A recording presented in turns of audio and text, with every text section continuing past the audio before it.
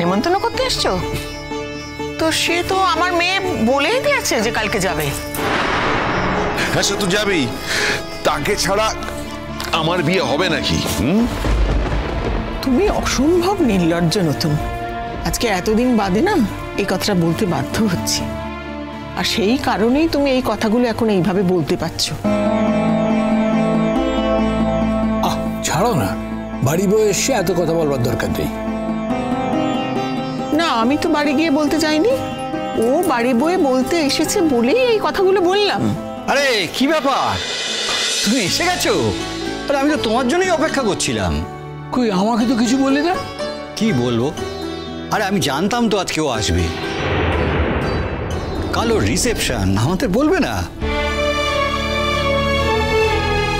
তোমাকে না এক এক সময় বুঝতে পারি না, সত্যি ঠাকুরপো। আরে বলো বলো বলো। কি আর বলবো, ঢুকতে না ঢুকতেই যা আপ্যায়ন পাচ্ছি। কেন, অন্য কিছু আপ্যায়ন আশা করেছিলে? কেন আশা করব নাই বা কেন? আমার মেয়ে রয়েছে এই বাড়িতে। প্লিজ, যাকে তাকে বাবা ভাবার অভ্যেস আমার নেই। তুই আমাকে বাবা বলে নাই ভাবতে পারিস, আমি তো তোকে মেয়ে বলে ভাবি। আর তুই তো একদিন আমায় বলেছিলিস তুই আমাকে বাবার মতোই দেখিস, বাবার মতোই ভাবিস। ভুল করেছিলাম। আর কি করা যাবে, একবার যখন ভুল করে ফেলেছিস তখন সব ভুল তো আর সংশোধন করা যায় না। যাই হোক, আচ্ছা কুর্চিকে দেখছি না। কুর্চিকে তোমার কি দরকার? কুর্চি ওর ছেলের বিয়ে আছে সামনে, সেই জন্য ও জিনিসপত্র কেনাকাটি করতে গেছে। বসো নতুন ঠাকুর। বাহ,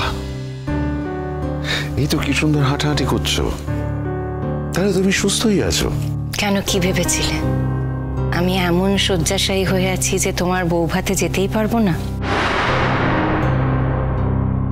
সেটা ভাবলে চলবে আমার? তুমি বিয়েতে না গেলে চলবে? তুমি না গেলে বিয়েটা গুছিয়ে দেবেটাকে আমার? এই যে বউ ভাতের অনুষ্ঠান হবে, কাকে কাকে কিভাবে আপ্যায়ন করতে হবে, কিভাবে ম্যানেজ করতে হবে, সবটা ওই বাড়িতে সব তো তুমি সবকিছু জানো। নতুন দা, থাক না, এই প্রসঙ্গটা থাক না। তুমি তো এসছো বিয়েতে নেমন্তন্ন করতে, বৌভাতে নেমন্তন্ন করতে, আমরা তো নিয়েছি নেমন্তন্ন। এখন অন্য কথা বলি। দেখো নতুন দা, তুমি তো ট্রেনে যান না যে অল্প বয়সী ছেলেদের মতন বিয়ে নিয়ে নাচানাচি করছো। প্রসূন, মনের কোনো বয়স হয় না।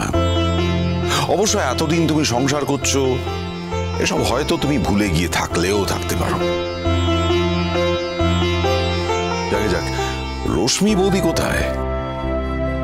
স্বাভাবিক, আসলে অনেকদিন ধরে সংসার করছি বলেই হয়তো বুঝতে পারি না।